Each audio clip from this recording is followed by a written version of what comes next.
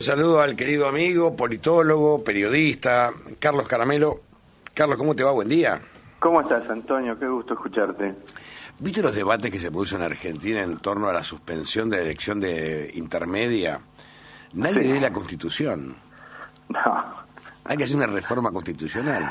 Pero vos sabés que yo te escuchaba recién hacer una...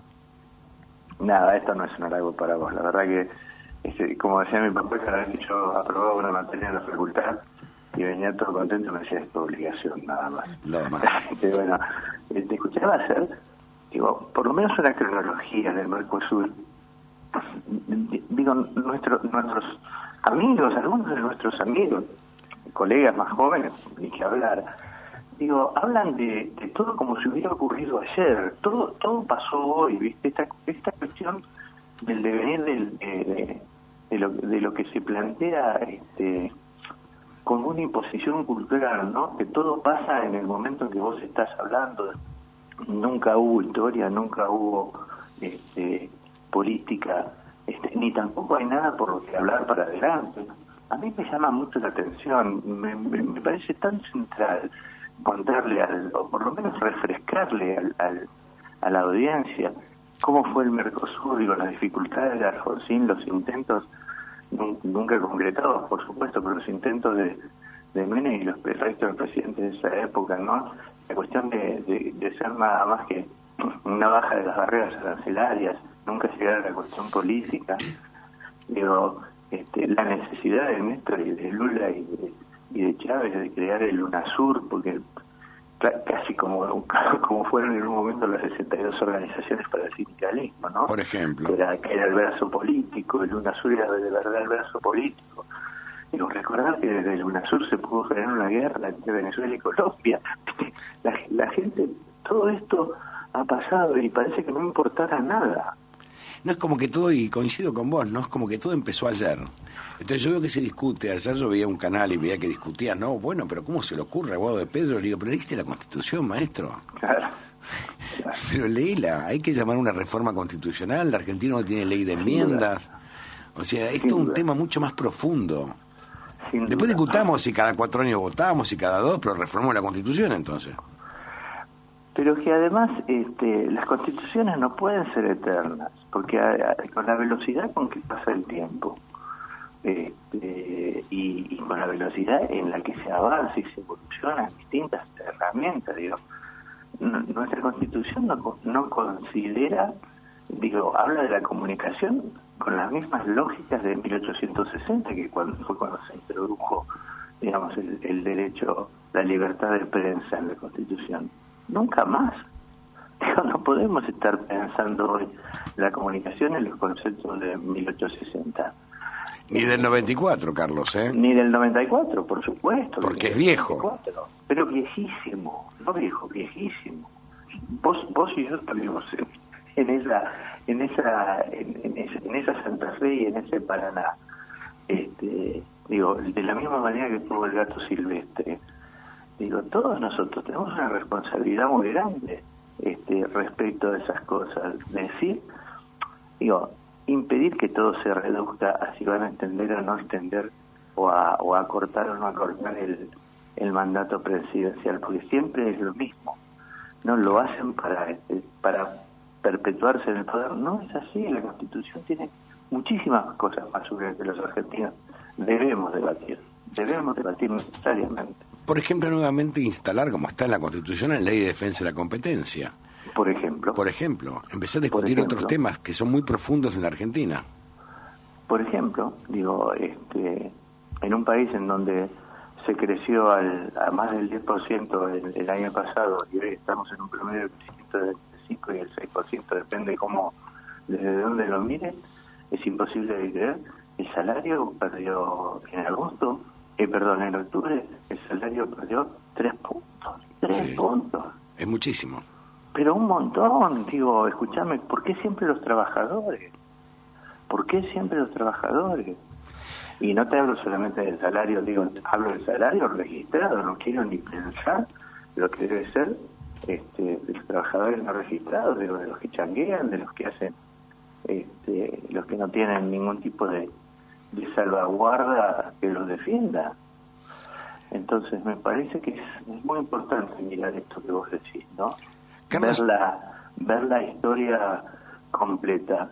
Además, las personas se equivocan. Digo, las PASO fueron una herramienta que surgieron, como todo lo que surge para determinado momento político, tuvo en 4 años o en 2 años cambió un momento político y se volvieron inútiles, o en 10 años. Digo, no quiero poner no quiero poner una fecha determinada. Quiero hoy pensar las PASO, es pensar una cantidad de complejidades, y además, de verdad, como dicen los gobernadores, es pensar un gasto absolutamente innecesario en un país que no puede gastar un peso. Y aparte, mira, volvemos a la Constitución Nacional. Dice que vos llegás al gobierno a través de los partidos políticos.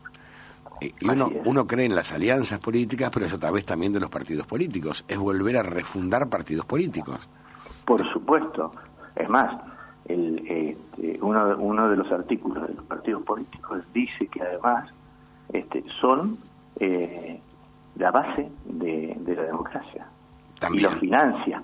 Dice que el Estado debe financiar a los partidos políticos. Usted ve que una de las cosas que se habla todo el tiempo es, bueno, no, el Estado, qué sé yo, ¿por qué le va a dar plata? Bueno, habla de la financiación para la capacitación de los dirigentes políticos. Yo creo, decir con una mano en el corazón, como lo hemos hablado alguna vez, que esta cuestión de dejar de construir dirigentes políticos para empezar a construir candidatos le ha hecho mucho daño a la democracia, mucho daño. Coincide un 100%. ¿Vos crees que el triunfo de Lula potencia el Cristina 2023, Carlos? No como algunos de nuestros amigos se lo quieren imaginar. Digo, no hay una transferencia directa de cualquier acción que pueda producir políticamente Brasil, porque son realidades absolutamente distintas. Hay sí una acción en el imaginario, naturalmente. Digo, todos de alguna manera soñamos con aquella América del Sur de Lula, de Chávez, de Néstor, de Cristina, de Evo en Bolivia, de Correa en Ecuador. Correa en Ecuador. Digo, esa pintura de una América Latina, digamos, para ponerlo en una categoría política que ha envejecido mucho, pero que es así, de izquierda, ¿no? O por lo menos, yo detesto la palabra progresista, porque me parece que es como un engaño, pero digamos con un sentimiento más socialista, más social, ¿no? Más inclusivo, si querés. Muchísimo más inclusivo, con una idea de la patria grande, digo, con una defensa de las minorías, pero desde la certeza de que las mayorías estaban realmente bien, digo, porque también esto de defender las minorías cuando la mayoría la pasan mal es como una contradicción, y además le hace muy mal a las minorías. Y me parece que eso se caló muy profundo, no solamente en el corazón, sino en la cabeza. No me parece que este sea el momento en donde se puede producir eso. Primero porque los líderes vuelvo a decir, de pseudo izquierda o de izquierda que van llegando, están mucho más acotados, con vínculos directos o indirectos con la derecha. Digo, la derecha más herrera, absolutamente indirecto, digo, enfrentado, ¿no? Esta instalación de casi un 50% de Brasil, en la lógica de, como dicen los brasileros, de las 3B, porque dicen buey, bala y Biblia. Sí, señor. ¿No? Buey, bala y Biblia. Buey, bala y Biblia. Te da una idea suficiente de cómo son las alianzas de esa derecha cerril. Pero también las izquierdas, o sea, estas izquierdas protoprogresistas y demás, terminan vinculándose con alguna derecha difuminada, o si querés, medio escondida. Fíjate la actitud de Biden frente al triunfo de Lula. Digo, salió rápidamente a marcar la cancha diciendo que él veía con buenos ojos. Esto también de alguna forma tiene que ver con una alianza que hay que establecer con sectores que son por lo menos para ponerlo de alguna manera socialdemócratas. Entonces me parece que no son los sectores que van a acompañar directamente el triunfo o por lo menos la postulación de Cristina, unidos o motivados o impulsados por esta idea de Lula. Lo que pasa es que los sectores mayoritariamente en nuestro caso peronistas, digamos, tienen una cosa que yo escuché la primera vez hará un mes y medio atrás de parte de una señora y que lo vengo escuchando repetidamente, que es la única que nos puede salvar es Cristina. Digo, esto como una fe, no sé si se entiende. Sí. Yo. Sí. Como un mantra de fe, ¿no? La única que nos puede salvar es Cristina. También hay una intención, Carlos, para ir cerrando, de polarizar la elección entre Macri y Cristina, o entre Patricia Bullrich y Cristina. Sí, eso lo dice con toda claridad un sector del Círculo Rojo, además cuando se utiliza. Y Clarín también, y Clarín.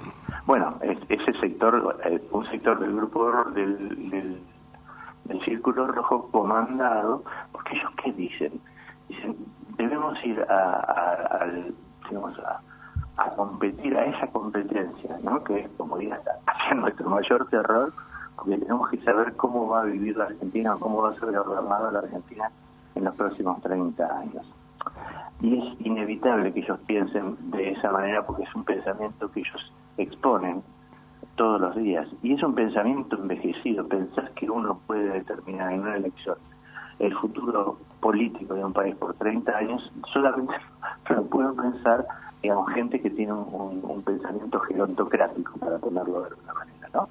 Que es como piensan, o como se piensa en esos círculos, que tiene mucho que ver con las edades de los tipos que manejan esos círculos. No hay ninguno de menos de 70 años, ¿no? Un abrazo, Carlos querido, un abrazo enorme, ¿eh? Gracias como siempre. El llamado, te mando un abrazo muy grande, Antonio. Gracias, un abrazo grande. Carlos Caramelio es politólogo, especialista, es periodista,